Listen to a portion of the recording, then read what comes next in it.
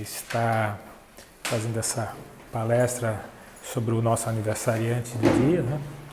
E depois que a gente começa a fazer as pesquisas, se aprofundando ainda mais, a gente vê o quão grande foi Leon Hippolyte, o gigantesco que foi Allan Kardec.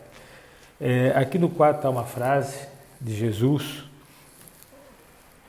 eu rogarei ao Pai e Ele vos enviará outro Consolador, para que fique vós para todo sempre. Então, isso lá por volta do ano 30 ele falou isso, e ficamos aí alguns séculos até que o Consolador chegasse até nós. É bom conhecer um pouquinho como é que era a França daquela época. Ela foi escolhida por Jesus para receber a doutrina espírita. Teve uma razão de ser. Afinal, foi nesse solo, na antiga Gália, onde viveram os povos celtas e os druidas, que Jesus reservou para vir o Consolador prometido. Tivemos a colaboração de Napoleão Bonaparte, que 100 anos antes de Cristo fora Júlio César.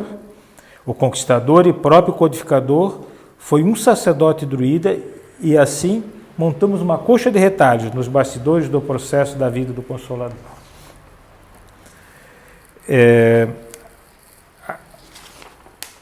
A cidade de Lyon tem uma história que remonta a 1900 anos atrás, ou até mais tempo. Essa cidade se chamava Lugdunum, antes de ser Lyon. É uma cidade importante na época do Império Romano, isso 43 anos antes de Cristo.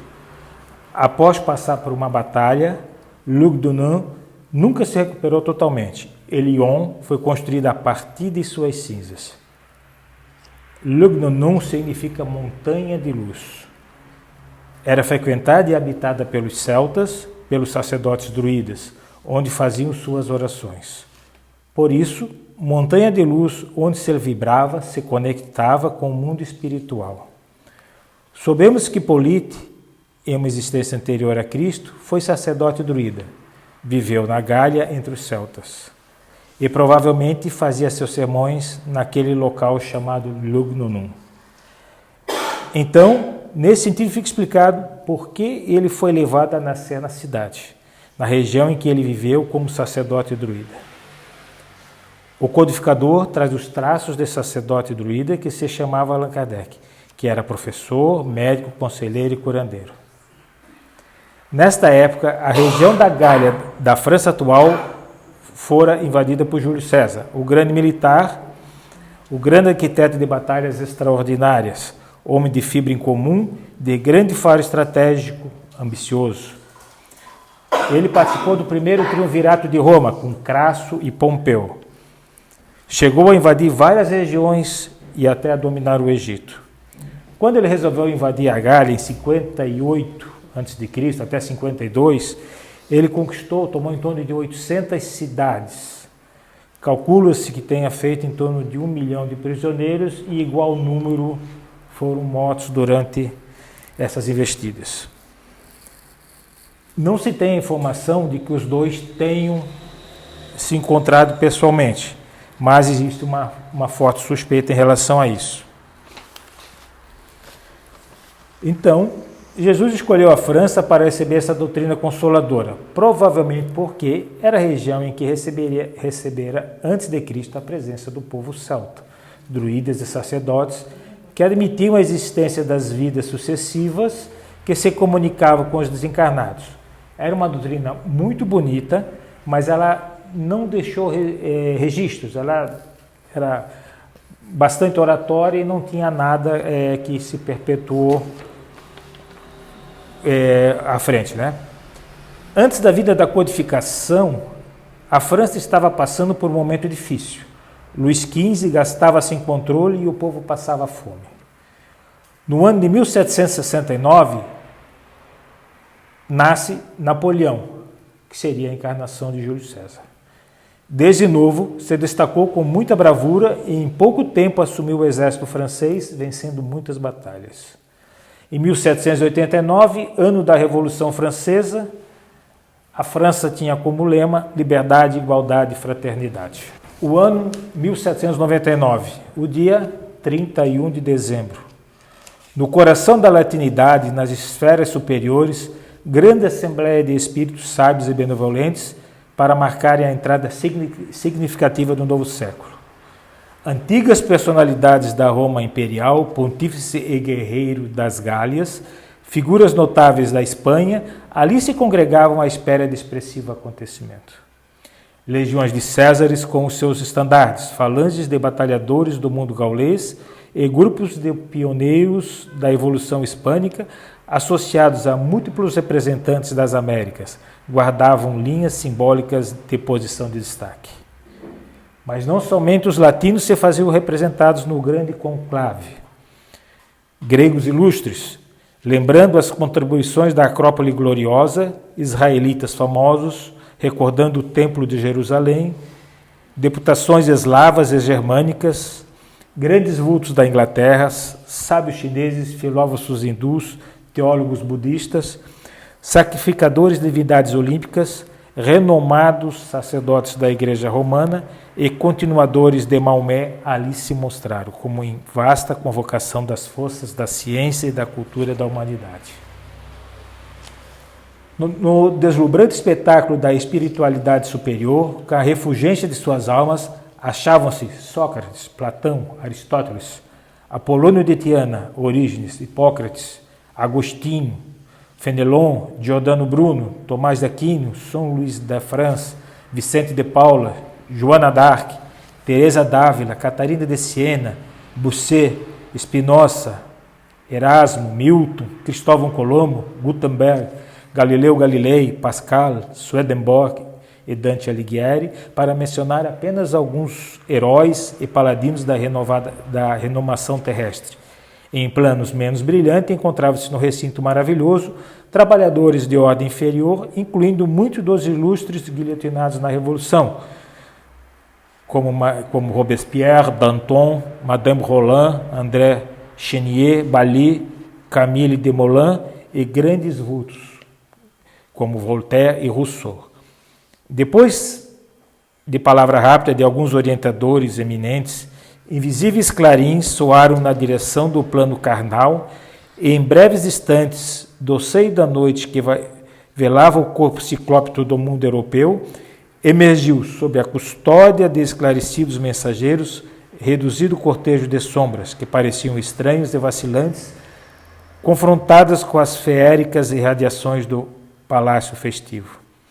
Era um grupo de almas ainda encarnadas que, constrangidas pela organização celeste, remontavam a vida espiritual para a reafirmação de compromissos. À frente vinha Napoleão, que centralizou a todos os circunstantes. Recebido com diversas figuras de Roma antiga, que se apressaram em oferecer-lhe apoio e auxílio, o vencedor de Rivoli ocupou radiosa poltrona que de antemão lhe fora preparada.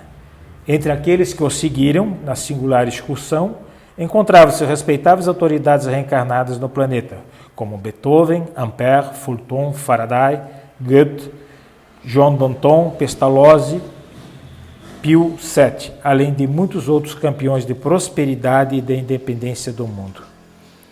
Acanhados no veículo espiritual que se prendia à carne terrestre, quase todos os recém-vindos banhavam-se em lágrimas de alegria e emoção. Esta fonte é do livro Cartas e Crônicas do Irmão X, tá? É a obra psicografada por Chico Xavier. Então, isso foi um momento em que houve um preparo para que a doutrina espírita estivesse chegando, inclusive Kardec, ainda, né, ele estava lá presente como espírito, participou, teve o contato com Napoleão em desdobramento, e então se asfaltava, se preparava de como seria esse momento dessa virada de século, o que iria vir no século XIX na codificação da doutrina. Falar um pouquinho dos pais, né, para a gente saber deles. Seu pai, Jean-Baptiste Antoine Rival, e a sua mãe era Jeanne Louise Duhamel. Eles casaram-se no dia 5 de fevereiro de 1793. Os futuros pais de Kardec, recém-casados, moravam provavelmente em Bourg-en-Bresse, naquele período extremamente agitado, que era da Revolução Francesa, pós-Revolução Francesa, né? No departamento de Aisne. Jean-Baptiste Antoine Revel era um homem de lei, era de família de magistrados, de advogados, também exercia funções militares e, por isso, sempre muito solicitado. Aqui, a título de curiosidade, ele foi preso pela Revolução, né? Em fevereiro, e foi solto 2 meses depois. Já o pai, Benoît Marie Duhamel, o avô materno de Allan Kardec, ele não teve a mesma sorte, ele foi preso e acabou sendo guilhotinado naquela época. Então, Jeanne Louise, né, a mãe, passou por uns momentos bastante difíceis em sua vida, tendo seu marido preso, recém-casados, e perdeu o pai durante essa revolução. Em outubro de 1804, os seus pais estavam habitando sempre em Bourg. Nasceu Hippolyte Léon Denisard Rivel, na cidade de Lyon. A certidão de nascimento, datada de 1804, dá as seguintes informações: filho de Jean-Baptiste, homem de lei, residente em Bourg-en-Bresse e atualmente em Paris, e de Jeanne Louise Duhamel, sua esposa, que estava presentemente em Lyon, na rua Salard, número 74. Esse endereço correspondia de fato a um estabelecimento de águas termais. Provavelmente ela foi para lá para fazer tratamento durante o período de gravidez, para que corresse tudo bem com relação à gravidez. Atribuía-se a essas águas numerosas virtudes curativas para várias doenças. E aí ela se encontrava, por conseguinte, né, em tratamento. Após seu nascimento, mãe e filho voltaram para Saint-Denis-de-Bourg, enquanto que o pai não estava presente, o pai estava em Paris. Hippolyte teve 2 irmãos mais velhos, Auguste Claude e Maria Françoise. E ambos faleceram muito cedo, um com 6 anos, outro com 2 anos. Teve também mais uma irmã mais jovem, que seria Isaure, que faleceu em 1806. Então, acabou não tendo irmãos. Com relação ao pai, ele desapareceu pouco depois, quando Léon Hippolyte tinha em torno de 2 para 3 anos. Em 1807, ele foi, seguindo o exército, ele foi convocado para ir à Espanha, na qual a França estava em guerra com a Inglaterra, e desapareceu. Não se soube, sempre tem aquela pergunta: o que aconteceu? Existem fontes que dizem que ele viveu mais algum tempo lá, mas na miséria, e estranha-se o porquê dele não ter retornado, mas provavelmente doença, ferimentos ou até mesmo algum problema que possa ter ocorrido. Mas a princípio ele desapareceu e não foi dado mais informações, né? Recordamos sempre então que ele tinha uma carreira militar e que estava próximo do Exército dos Alpes, que era aquela brigada, né, do Exército Napoleônico, e que estava naquele momento na Espanha.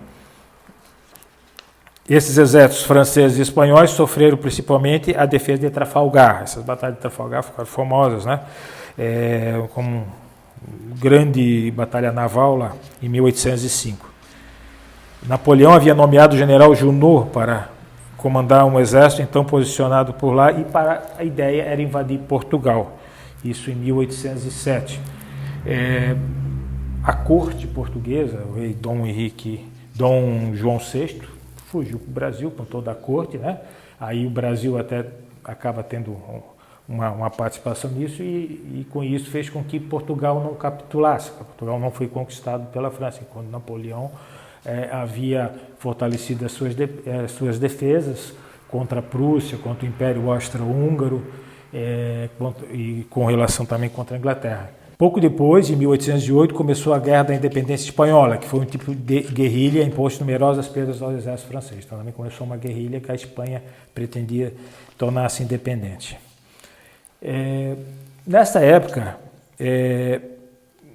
Rivail ele vivia numa maison que era da avó, né?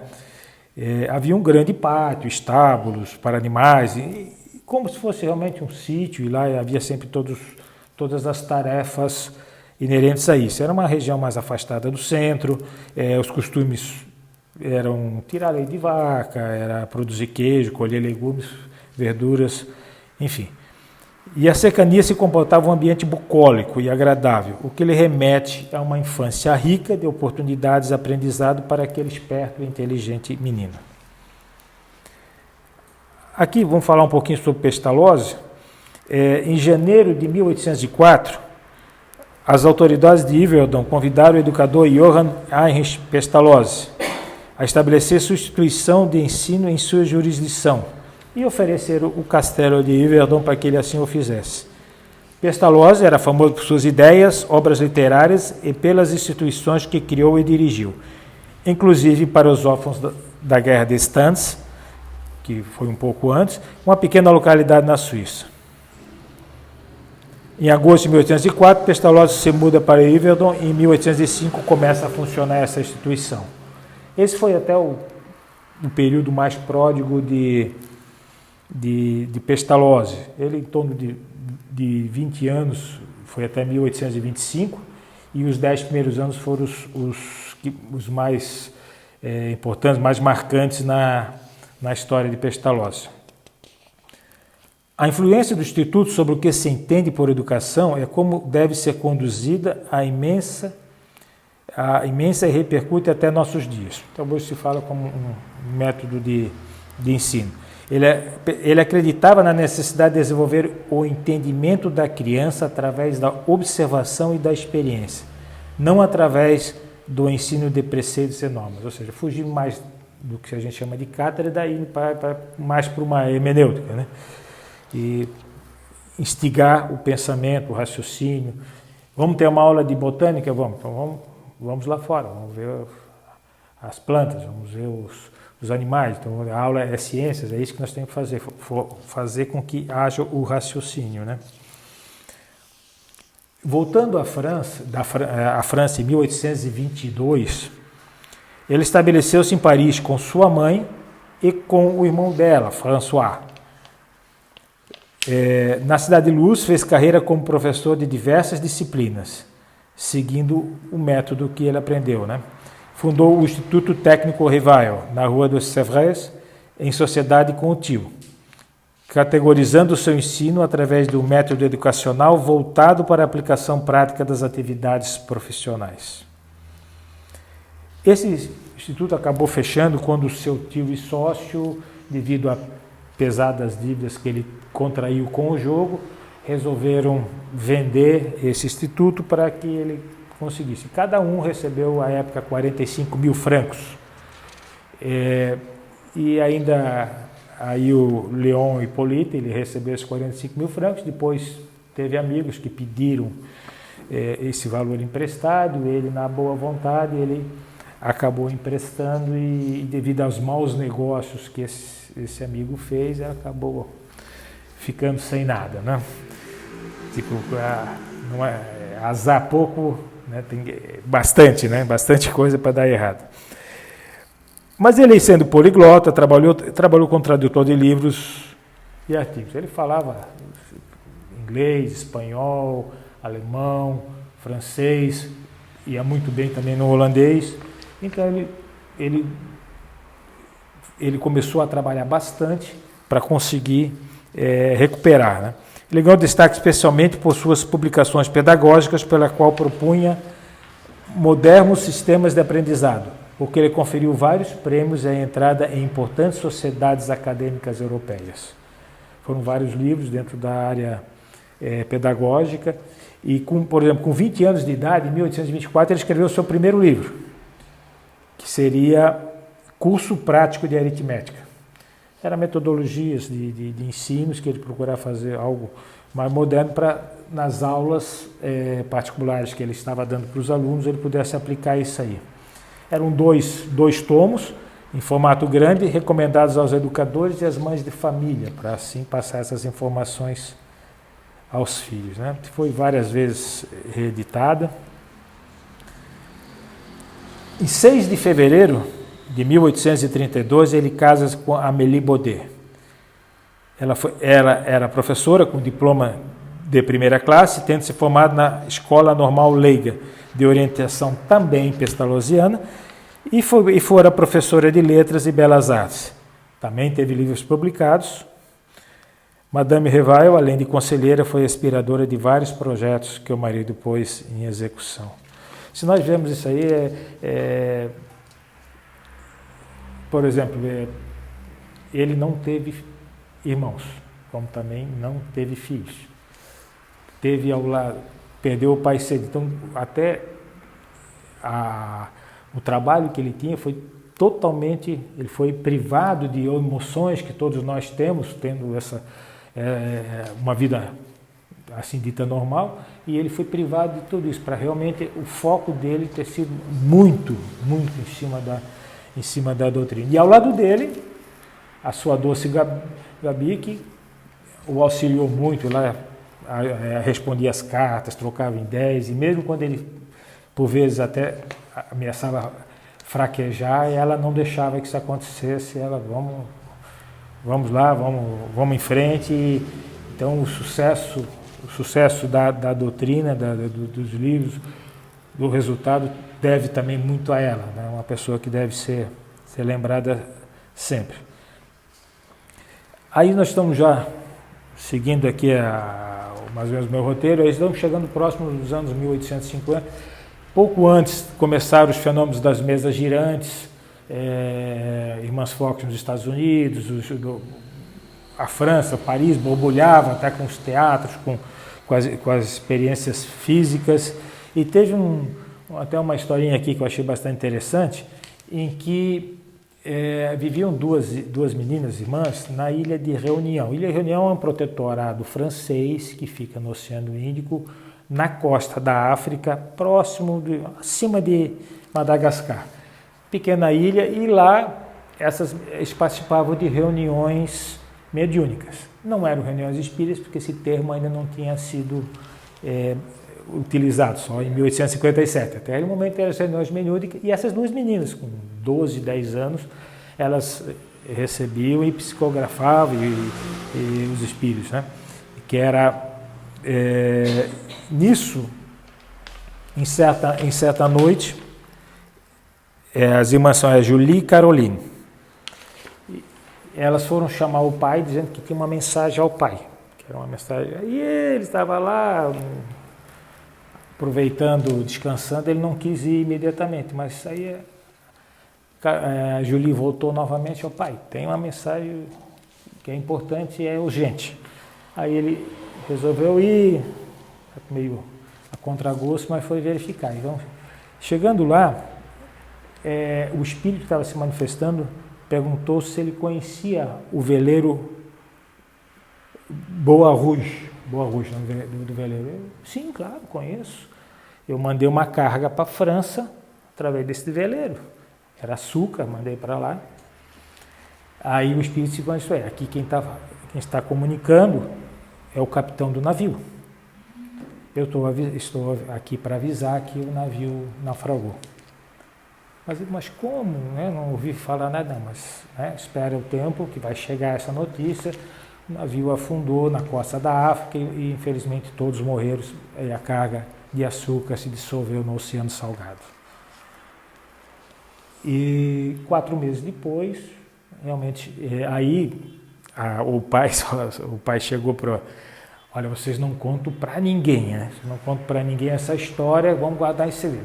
Quando você diz que não é para contar para ninguém, é a mesma coisa que diz, fale para todo mundo. E aquela pequena localidade, Logo, todo mundo estava sabendo da história e ficaram aguardando as notícias para ver o que teria acontecido. E, dito e feito, 4 meses depois chegou a notícia de que realmente o veleiro Boa Rouge havia naufragado, perdido a carga e todos perecidos.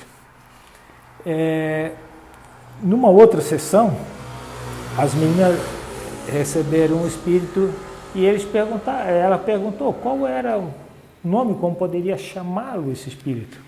E ele disse, vocês podem me chamar de Zéfiro. Zéfiro, dentro da mitologia grega, é um dos deuses, dos 4 deuses que tratam dos ventos. Lá cada um, tipo vento norte, sul, leste, oeste. Então é o vento do oeste, Zéfiro. Ele se autonominou desta forma. E ele comentou também que logo elas iriam para Paris. Elas iriam para Paris e que ele gostaria muito de rever o grande amigo, o sacerdote Allan Kardec. A princípio elas não deram muito valor a essa informação, porque como é que nós vamos aqui na Ilha da Reunião? Imagine isso, hoje é fácil, mas aí naquela época ter que sair de lá e são 6.000 quilômetros de distância, né? E pouco depois o rei a época era Napoleão III. Napoleão III mandou passagem para que elas fossem para Paris, para a família fosse para Paris, e lá elas foram fundamentais para que o Livro dos Espíritos participaram muito da psicografia desse livro. Foram 2 meninas que foram fundamentais para que ele ocorresse bem, né? Havia uma missão muito maior destinada a esses 2 corações, Hippolyte e Amélie, e os chamados de 1854, com o fenômeno das mesas girantes que Rivail passou a observar e pesquisar. Rivail era um homem esclarecido, um pedagogo, um estudioso voraz e não podia acreditar que uma mesa fosse dotada de inteligência. Para filtrar as informações do além, tentou agir como um legítimo discípulo de Pestalozzi, por meio da comparação, da observação, da experiência e da verificação dos fatos. Rivail chegou finalmente à conclusão de que aqueles eram mesmo fenômenos mortos. Rivail aceitou a sua missão e mergulhou ainda mais no trabalho. Uma das primeiras coisas que percebeu foi que as entidades que se comunicavam por meio dos médiuns não eram nada além de almas de homens comuns. Seu estado não fazia delas muito mais sábias do que foram em vida. Elas não conheciam a verdade absoluta das coisas por estarem desencarnadas. Porém, a simples comunicação com os espíritos, fossem eles mais ou menos esclarecidos, já dava provas incontestáveis da existência de um mundo invisível. Enxergou nos espíritos diferentes graus de evolução. É a necessidade de evoluir que explica as razões da reencarnação.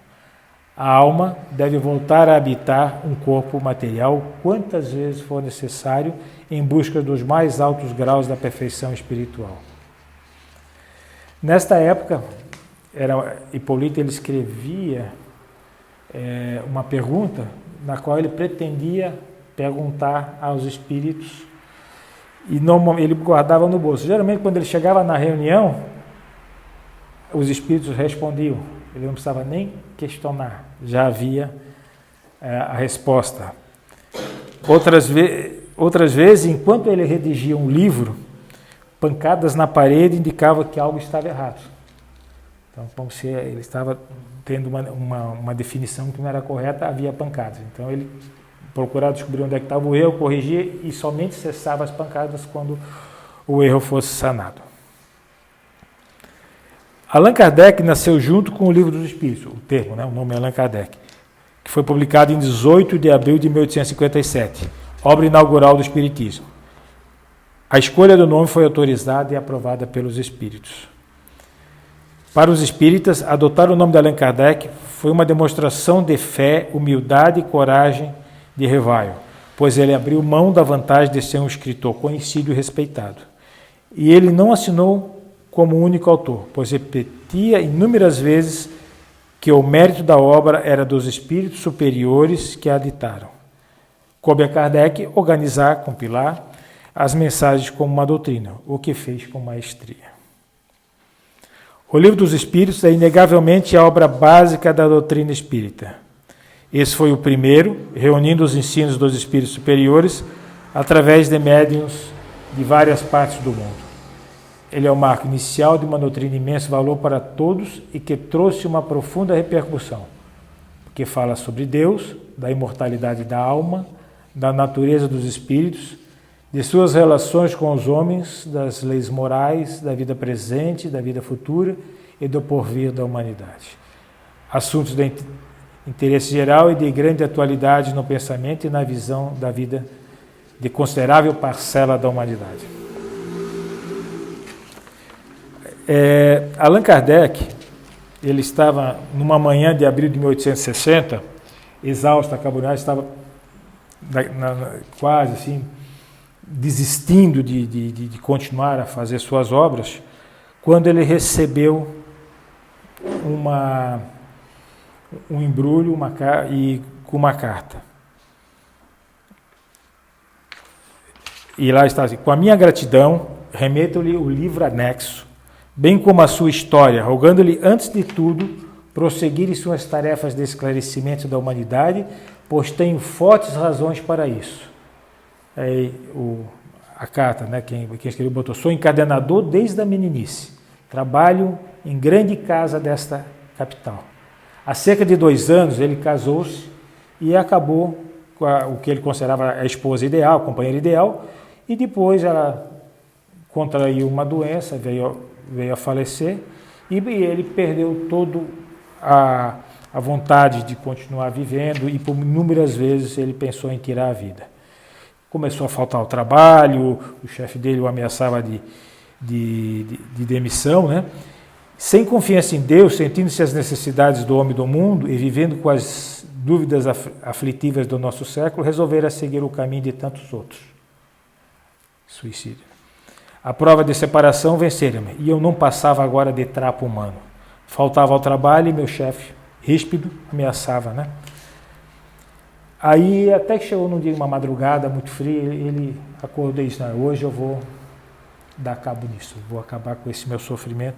E escolheu a ponte Marie, foi até lá, olhou para baixo, apoiou no parapeito da ponte. Quando ele pensou em pular, ele bateu em algo que caiu dos seus pés. E se abaixou, pegou, e era um livro. Umedecido pelo orvalho, ele foi até debaixo de um poste, onde ele procurou verificar, era o Livro dos Espíritos. E lá estava escrito de que esse livro salvou a minha vida. E aí ele leia, que pode ser importante para vocês. Ele acabou lendo esse livro e depois ele escreveu embaixo, e a minha também. Então ele mandou essa carta para Kardec, dizendo que ele pudesse fazer o que desejasse. O nome dessa seria Perrier, Joseph Perrier, que ele poderia, caso desejasse divulgar essa história, que ele autorizaria, né? Aí, lendo esta carta providencial, nesse momento de desânimo, aí o professor Rivail, ele experimentou uma nova luz, né, banhá-lo por dentro, aconchegou o livro no peito, raciocinava não mais em termos de desânimo ou sofrimento, mas sim na pauta de radiosa esperança. Era preciso continuar.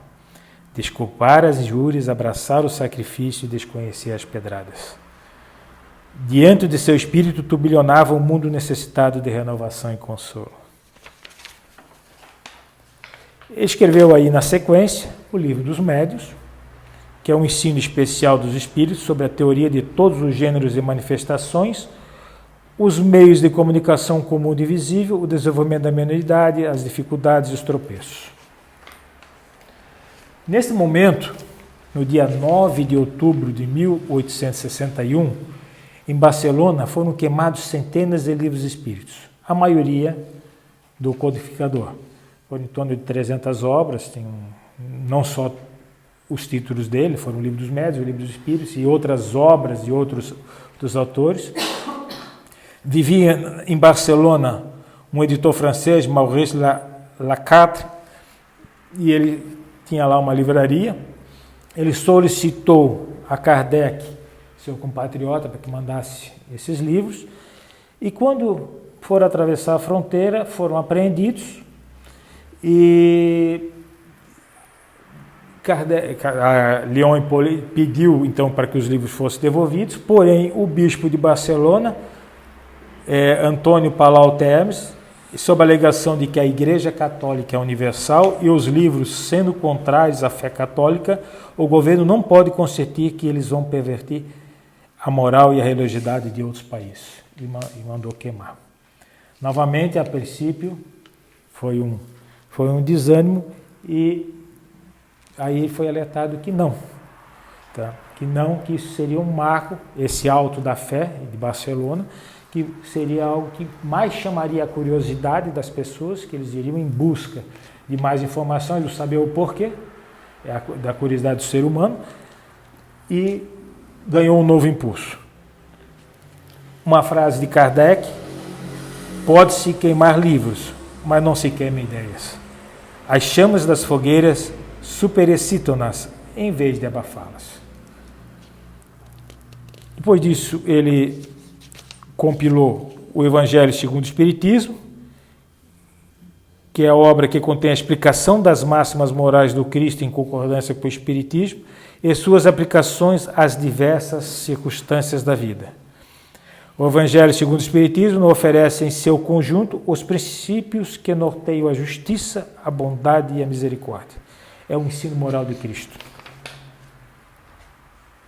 Depois desse tivemos a Gênesis, para completar o Pentateuco, que é o livro que, conhecido e estudado, proporciona uma oportunidade excepcional de imersão em grandes temas de interesse universal. E o Céu e o Inferno, né? Que vem explicar a justiça de Deus à luz da doutrina espírita.